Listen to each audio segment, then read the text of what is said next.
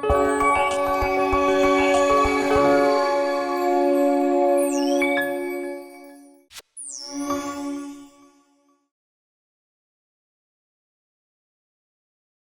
of all, I will talk about some perspectives on cooperative education from the point of view of the UK College, some bigger picture issues around, a little bit around its history, what we understand by cooperative education, particularly in terms of pedagogy and approaches, and then Julie will pick up the theme of cooperative schools and talk more about a very practical, if you like, application of some of the wider perspectives that we want to discuss. So I want to start with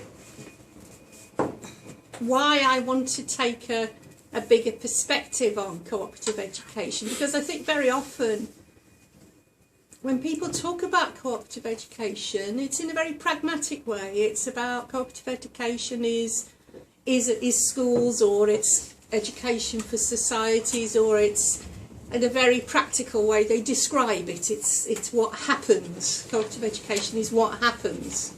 And I think actually we have a doctoral student next door, Jo, who's looking at co-op schools, but she's wanting to embed her work in thinkers, theorists around cooperative education, and she's finding it quite hard to find recent commentators, recent work on the underpinnings of cooperative education, what it means, how it's developed, and I think that reflects a wider challenge in the movement. And I remember a comment from the late and much lamented Professor Ian Macpherson, a leading cooperative academic, who visited the college to use the archives to look at the debates in the movement journals, in the newspapers around education and co-op studies, and said to me, really, since the 1950s we've had very little real substantive debate, and he noticed that as well. So I think it's an opportunity for us to take the debate forward, but it's also a challenge. So this quote at the top is W.P. Watkins, Will Watkins, who later went on to become General Secretary of the ICA, but this he wrote in the 1950s in the UK, and he says, "No form of education can be effective unless those who take part in it are clear in their minds about four things: its necessity, its purpose, its substance, and its methods." Which I think is an excellent quote, and one that we would do well to bear in mind. And so from the college's perspective, we believe that a strong system of cooperative learning is built on solid principles, and that includes a shared vision and an understanding of cooperative education and what it can achieve. And I should add what it can't achieve as well, because we also need to be realistic about that. And the college, I suppose, has been as much a part of this very pragmatic approach to cooperative education as any other institution. And so what I'm setting out here is the beginnings of an articulation of how we understand cooperative education, but it is not the final word. It's really the start of a process, and I hope with a dialogue that we will develop as we go through the next few years, as education becomes, we hope, more important to the movement. And also, for example, I can tell you at least 4 countries in Africa that are developing a new cooperative college, the National Cooperative College. So these are the kinds of approaches, these are the kind of things that we've been working with colleagues in Ethiopia, in South Africa, in Malawi and Rwanda around what a national and new cooperative college or a centre of cooperative education might look like. And one of the challenges is that education is often linked to buildings and institutions, and one of the challenges has been in the UK and in Africa is to say cooperative education is around principles and values, and that you don't need a big campus, that you don't need lots of buildings and lots of infrastructure to deliver cooperative education, but sometimes people get the two confused. So in Africa, people say they want a cooperative college, they mean they want a campus with lots of buildings on it. And we say actually you don't need that, what you need is education that meets the needs of cooperatives, and that's the approach that we've been working from. So I'm going to give you a little history of cooperative education. I'm then going to talk, as I've said, about some of the perspectives from the college, and I'm going to talk about some of the challenges it still faces. So what do we mean by good cooperative education? And I just put in here from the history, Essentials of Cooperative Education, I think was around 1870, 1872. This is George Jacob Holyoake. Do you remember this is the name of the chap that the building is named after? And he was a writer on cooperative education in the 19th century. And his view of part of cooperative education, and I think this is familiar to us really, it is surely part of cooperative education to instruct a member in the duties he will be called upon to discharge and the reasons which should influence him. For instance, money has to be voted at our meetings. To whom, for what and why are worthy of consideration. So there's a very pragmatic view of cooperative education, but there was always another strand to it as well. And the quote below is from the Cooperative Union, again in this building. This is 1914. The objects of cooperative education are primarily the formation of cooperative character and opinions. It's a slightly different view. So we need to do more work on actually what this meant, but to my mind it was about making a cooperator. That is, making a person who was committed to cooperation and for whom there was a moral dimension. But also it was not just to do with the meetings, it was how you lived your life and how you cooperated with other people as well. So it was much more about the whole person rather than the duties and the roles of a member in a meeting. And to be honest, I think we still have those two tensions in the movement and in education today. There's a very pragmatic side of cooperative education. You're elected to a board, you need to know about the finances or the business strategy.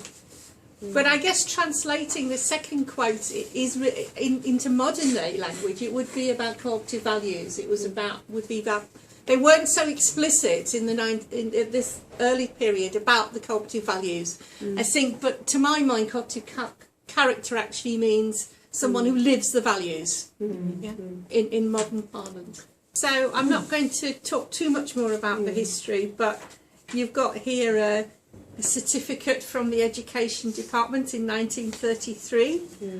This is a certificate to someone who's gained first place in an examination on the history and principles of cooperation for the junior grade. So they had quite an elaborate examination system that the college and the cooperative union used to run with, you know, certificates and then you see at the bottom each for all and all for each. So this is there were quite extensive education systems, but it was quite formal. And some of the exam papers we've still got, and they're quite tough. I wouldn't like to sit some of them today. We should set them for some of the schools, Julie. And then the other slide I have, I'm sorry it's a bit off-centre, but this is an example, if you like, of making cooperators of the more informal kinds. And this is a reading room above a cooperative store, I think again in the 19th century. So many cooperative shops, above them would have a free reading room. Fun? No, it's all right. A free reading room that members could come in the days before we had public libraries. Then the cooperative shops, the cooperative societies would offer free education facilities for the members, and sometimes they were reading rooms, and sometimes they would put lectures on.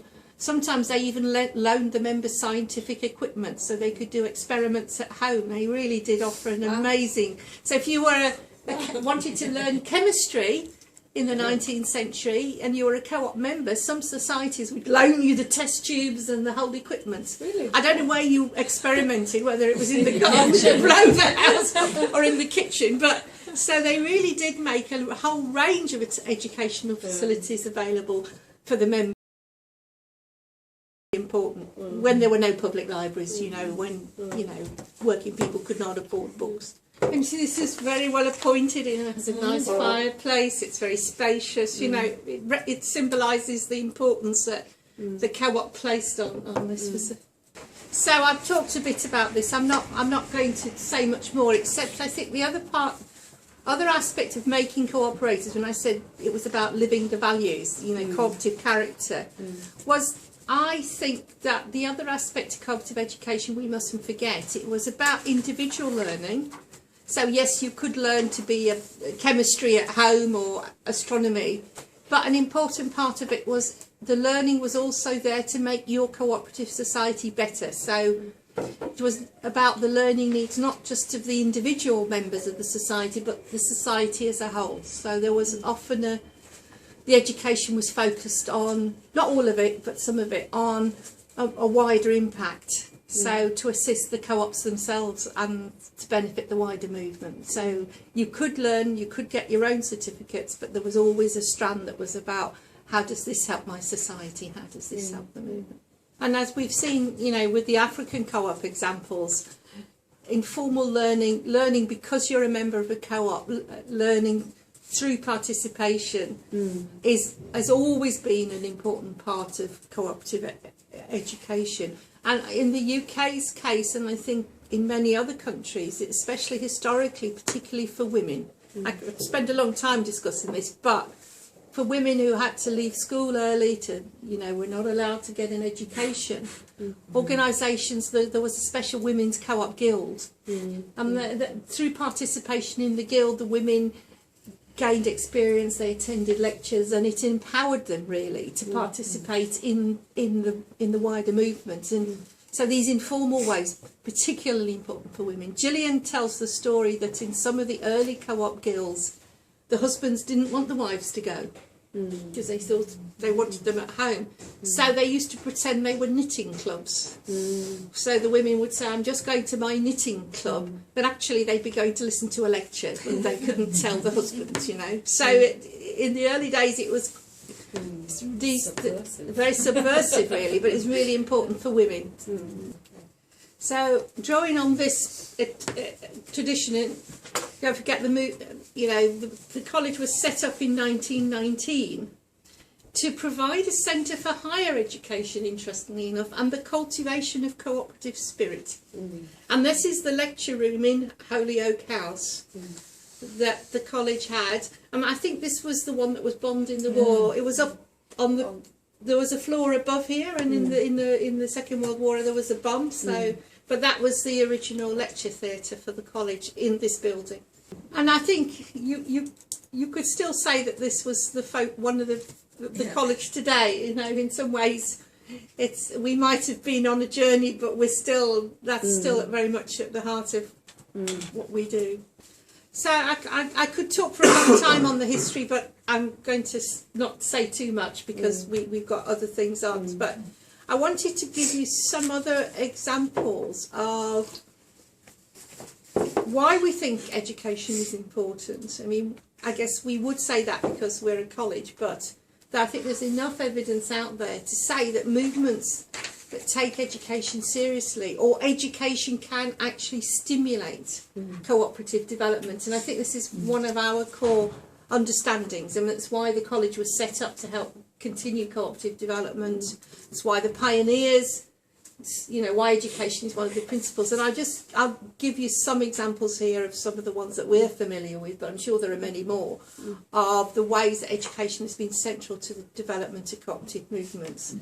And of course, Mondragon you may well be familiar with, the successful worker cooperative. Well, I know this is one of Julie's favourite quotes, but when you look at the history of Mondragon and you look at what drove the development of Mondragon, it's clear that the founder, and I could never say his name, Jose Arizmendi-Arratia, the founder of Mondragon, actually said, it has been said that cooperatives are an economic movement which uses, educational action. But the definition could as well be reversed by saying they are an educational movement which uses economic action. Great.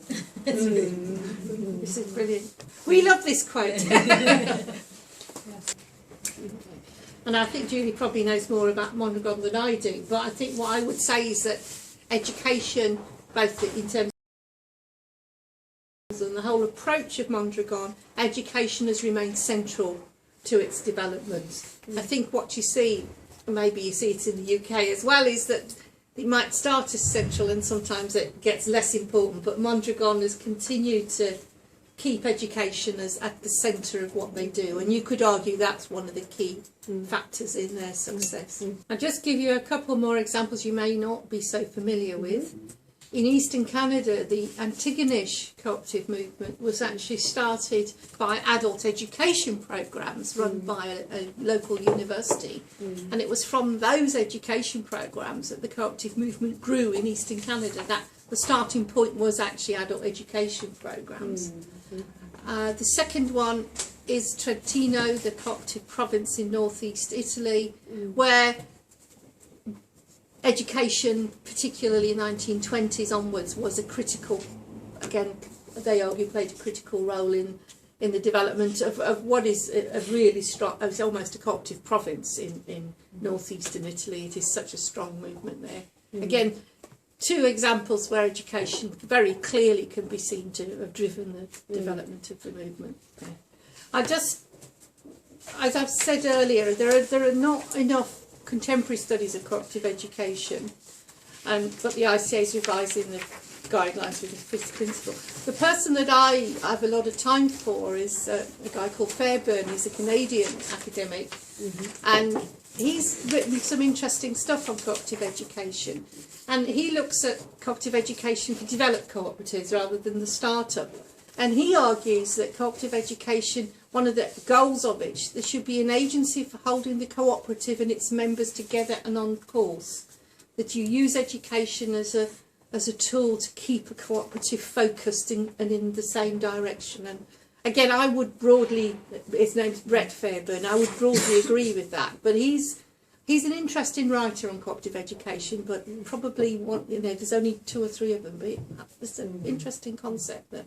I think I would have to say, it's my own view, personal view, that one of the problems with the cooperative group was that the main board, not the lower tiers, but even, didn't have enough education. They had some presentations, but there was very little real in-depth education for the co-op group main board. And, to me, that substantiates what Fairbairn says. I think there was a gap, and I think it's evident that there was a gap. The programmes that Sharon spoke about last week were about people who wanted to go on the board, but once they were on the board, there was very little programmes. There were very few programmes, so that was one of the big problems to my mind. I think it's it wasn't that they were uneducated people, but what was lacking was the bit about the formation of the cooperative character, and it was that aspect of education that was lacking for for those people, and so their understanding of how to implement cooperative values and their commitment to doing that was very weak. And I think it's a rather negative but a very good case study of where, if that is missing, things do you can think go they wrong. have forgotten? Because if they are elected as director, they Not must have understood. Not all of them were elected, but yes, I think they do forget. They do forget, yeah. So that this case emphasizing, even though you had understood the values principle in the past, if you don't have any reminding, re-educating. Yes, it's this bit about cooperative education, holding the cooperative and its members together and keeping them focused and in the right direction. Well, because I think you get a lot of individual agendas coming as well. You get self-important. It becomes what you want to do rather than the bigger cooperative silo. No, I was just going to say, I think it's a question of accountability as well, because you might hold those views, but as my colleagues have said, you can move away from that, and there's no one really to hold you accountable or to remind you of what those are. So I did, my colleagues at the college, we did a survey of cooperative education in the UK in 2011, really. and we wanted to see what kind of provision was there. And we found a very fragmented picture, really. And I think this is one probably replicated in other countries, with lots of different standards and approaches, and very little coordination at the national level. So one co-op would be doing something, one agency would be doing something else there, the college would be doing something here, and it was all over the place, really. There was a fair amount going on, but it was really hugely varied. You know, there was no overall shared sense of direction or approach. So we found, for example, there were a number of different providers of co-op education. Co-ops themselves, so a big consumer co-op will have its own HR department. They often do some of the training. There will be cooperative bodies like the college, and there are others. The apex bodies such as Co-ops UK or ABCUL for credit unions. Sometimes there's cooperative development agencies would do some training. And what we found was there's a very minimal presence, and I'm not talking about co-op schools here, but apart from co-op schools, in formal educational institutions, particularly in universities and especially in business schools, very little presence about cooperatives in the formal HE sector, and that's slightly beginning to change, but that's again, that is pretty much replicated certainly across North America and most of Europe. The lack of cooperative programs in universities seems a fairly commonplace. And much of what the programs delivered, the education delivered, was in the form of short programs or workshops, without the longer or accredited programs. And there was a focus on, particularly on meeting the immediate start-up needs of cooperatives. There was much less out there on the longer term. If you've been established for 3 or 4 years or longer, what's your educational need? And that was partly to do with the funding, because the funding was going towards start-ups. So there was a real, it's a gap that the college tries to fill, but it's still a challenge. But as we've seen, it is a critical area for cooperative education. So there are many challenges, fragmentation and duplication. There was a lack of coordination. I think there was a lack of a shared vision, and there wasn't much debate about that. Something the college really wants to start addressing. Much provision was dependent on external and short-term funding, so when the project ended, the training ended.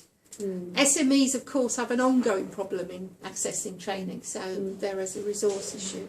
And I think, as Robin Murray said in his work, a huge gap between the existing provision and the scale of the need. So, having drawn not a very positive picture, I wanted to move on really just to discuss briefly what good cooperative education might look like, or some of the elements in it. And with the interviews for the survey, and also drawing on the college's own experience, I want to put together a sort of a set of proposals around good cooperative education. So I think interviews both for the survey and for example, some of the work we've done in Africa, clearly identified some of the following approaches as central to best practice. That is, cooperative education needs to be problem-centred and deal with real issues. That it starts really from the learner needs, the learner perceptions of problems. We would also say that participatory methodologies are critical. Learning as a process. Again, this is not distinct to cooperative education, as all the evidence shows the more people participate in their learning, the more they learn. But we think that has to be incorporated. I think it's about skills and knowledge, and I think the skills part is often missed out, especially with the HE focus, with a university focus. But we think vocational and skills-based and learning around skills is equally important. It's no good having the knowledge if you don't know how to put it into practice and your problems. And of course, value-based. Thank you. Could I just say something too? I mean, there's a very pragmatic reason as well why this approach is taken, because all of the research suggests that certainly people understanding why they're learning in other words, the thing that motivates them to learn is exactly for those reasons that Linda has identified. How they do their learning and what they identify the need themselves. It's that great motivation for adults learning, which the research suggests is at the core of successful adult learning. Okay, so the college perspective on cognitive education is we see values and principles at its heart, that cognitive education needs to assist or help put values into practice. We want to offer a distinctively cooperative identity to the education and training offered, so that it is different to the training that you get from other providers. And we also see that it needs to be based on an inclusive and participatory pedagogy. So, what does this mean in practice? I think I've just got a short list here, and this is the kind of last slide. What does this mean in practice? Well, I'm going to reiterate some of the things I've said. Cognitive education should seek to develop skills and knowledge for the movement, and it's about individual but also organisational development. So we always have to have that dual focus of we need to support individual learners in their learning journey, but it's also about their learning is never just for them, it's also about how it impacts on the co-op. And the second point is a reformulation, really, that it needs to recognise that co-ops have the enterprise aspects for which you need business skills and business development, the pragmatic approach, but the associational, i.e. the social movement, the cooperative character, the cooperator approach. And those two, in my view, need to be in cognitive education.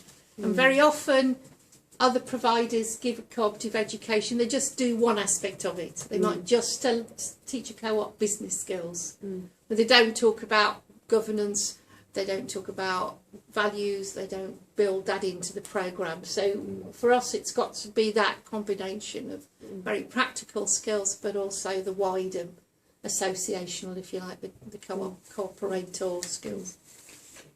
And one thing I think we have to be careful not to lose is the value of the informal learning experience through being in a cooperative. And I think sometimes the focus on universities, we lose that.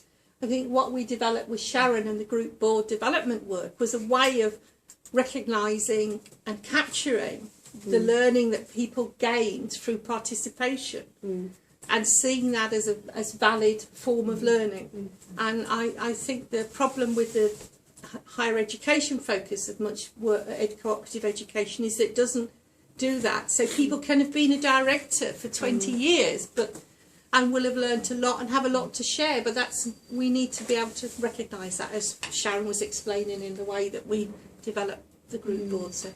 And the last 2 points are around pedagogy. I don't think there's a single pedagogy for cooperative education. I think we need a wide repertoire of teaching and learning approaches because we have a diverse group of learners.